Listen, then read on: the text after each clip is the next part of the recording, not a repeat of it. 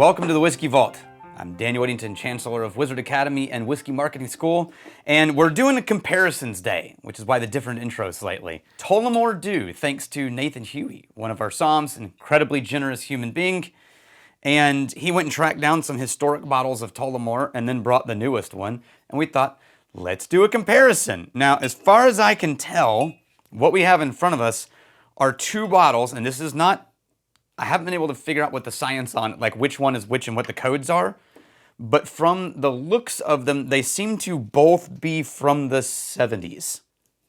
70s, maybe 80s. One of them imported into Italy. All the writing on the back is Italian. And if anybody knows this, the code on the bottom says 1729 750 mil 62 mm. I don't know what other codes you could know that would help on that one. And this one is French, a French bottling. And it says 1692 on the bottom, 750 mil 866, and there's no other codes. So I don't know how else I would date those. If anybody knows in the comments what that means, put it in the comments. And then this is a modern one from right now. So there's a small note that this one looks like it may have gone, like that head volume is not because we opened it. It may be wrong. It may be off. This one we don't know. So first, I'm going to pour into these things while I talk. Oh, and there's a great article on Tullamore D.E.W and the history of Tullamore D.E.W from 2020 from Tom Bruce Gardine in the spirits business. Really, really helpful in doing the research that's harder to find. Ooh. On the lid of this, there's a whole bunch of evaporative residue, and that is not a good sign. Funky. All right. It really smells corked, even though there's no cork involved. These are both screw tops. That's clean. And then last but not least, the newest one.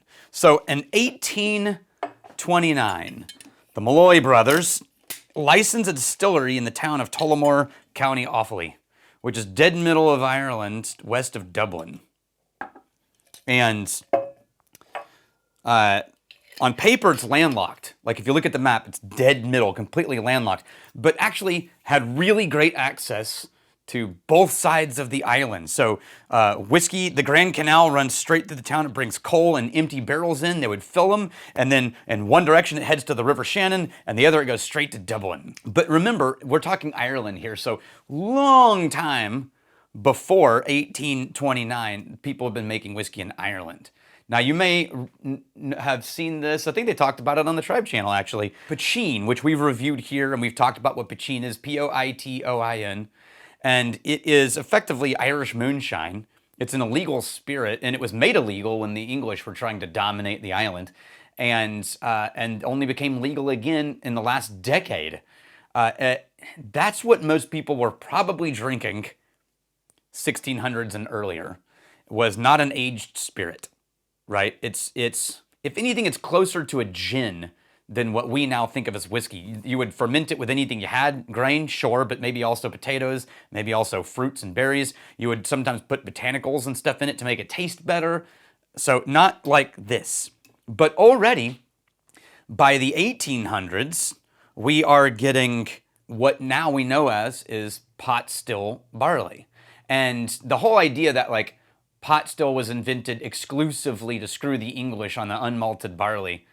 It's not entirely a thing. It definitely cemented a style of making whiskey, but as Fiona O'Connor, our friend, has already found, there were many recipes prior to that using unmalted barley on purpose, but it just became a style of whiskey that we now know as pot still.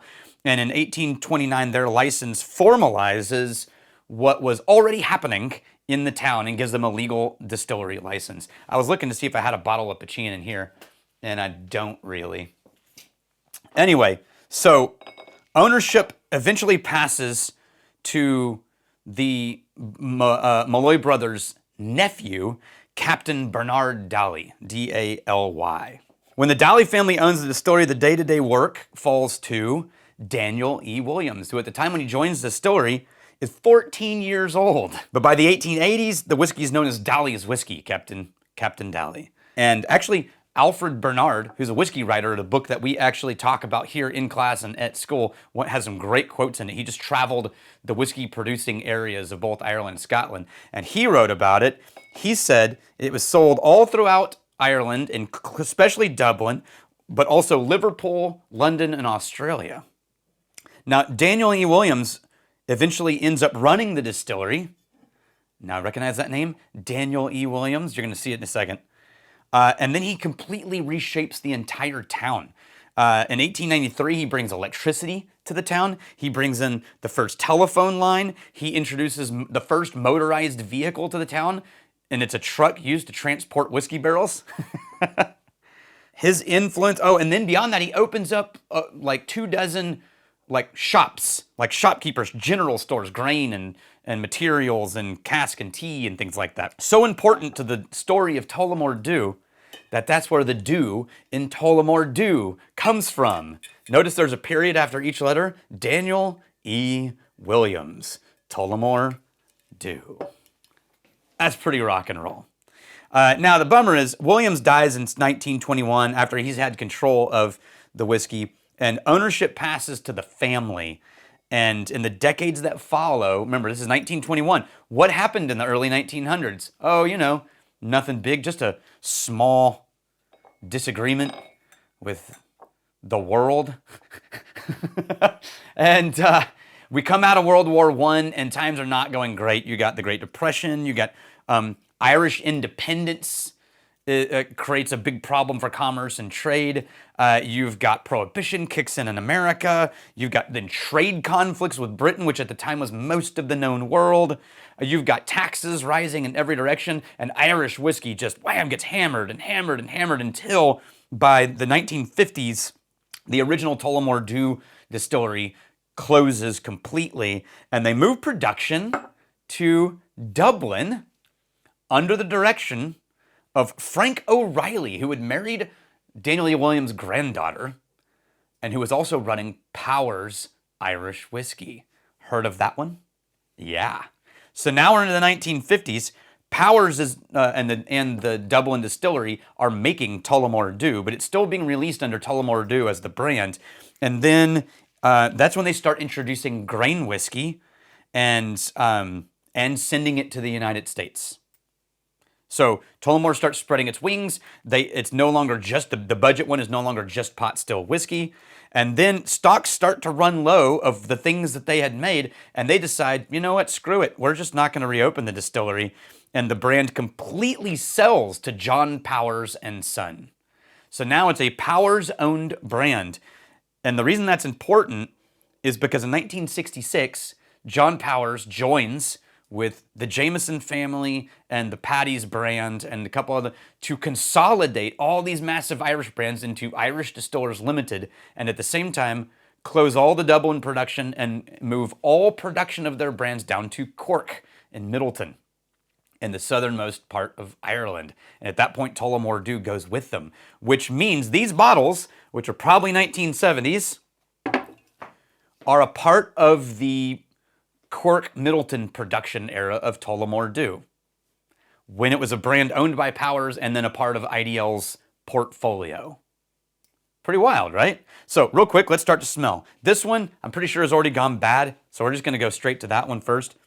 And it is super funky, fainty butterscotch. So imagine if butterscotch has gone wrong. And I don't know how that happens, but imagine if something that's so deep and sweet as butterscotch somehow went sour like milk and then rubbery. Yeah, that is a bad bottle. That is for decoration only. I'm gonna take a sip of it just because, who knows.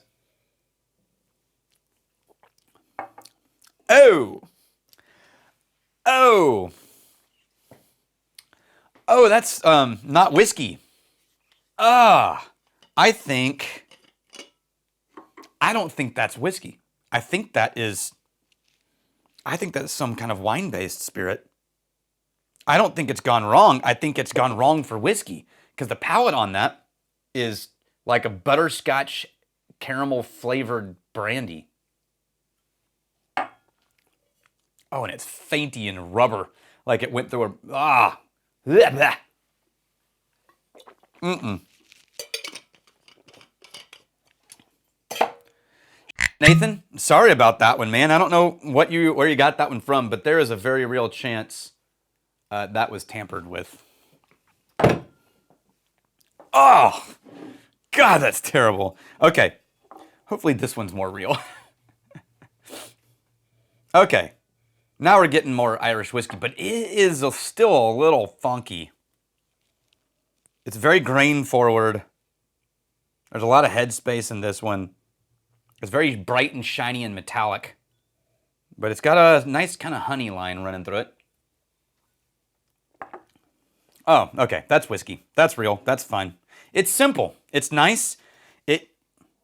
I'm going to argue that it doesn't probably taste that much different than a modern budget, high grain percentage Irish whiskey. Interesting.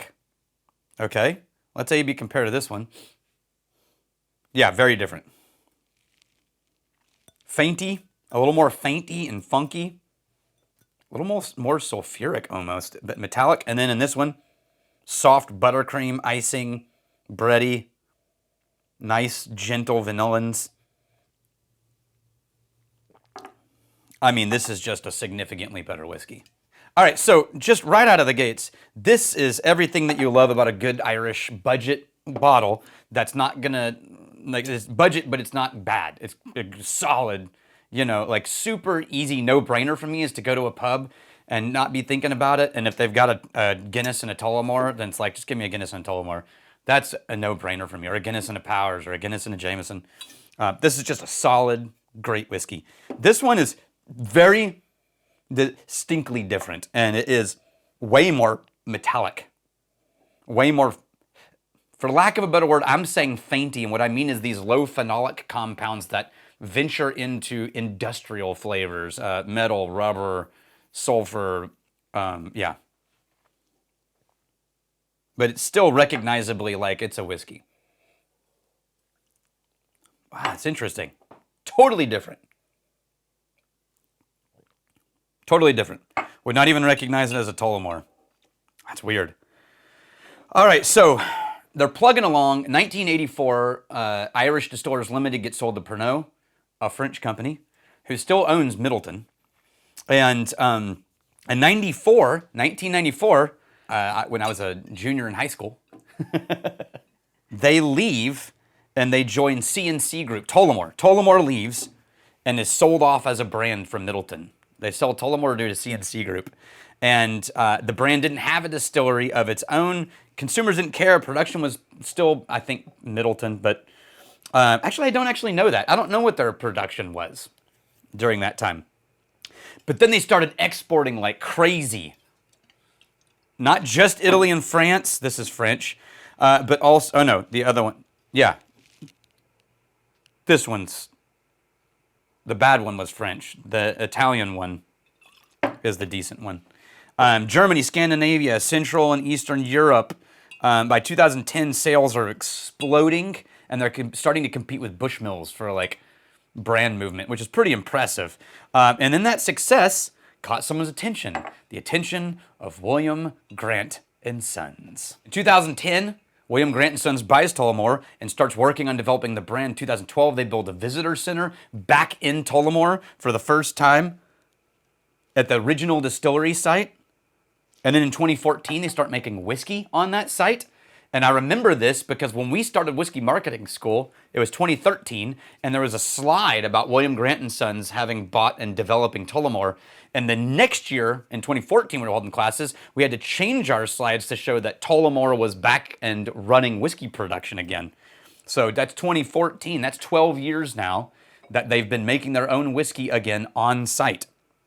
Pot still, malt whiskey produced on site. They're sourcing their grain, or were.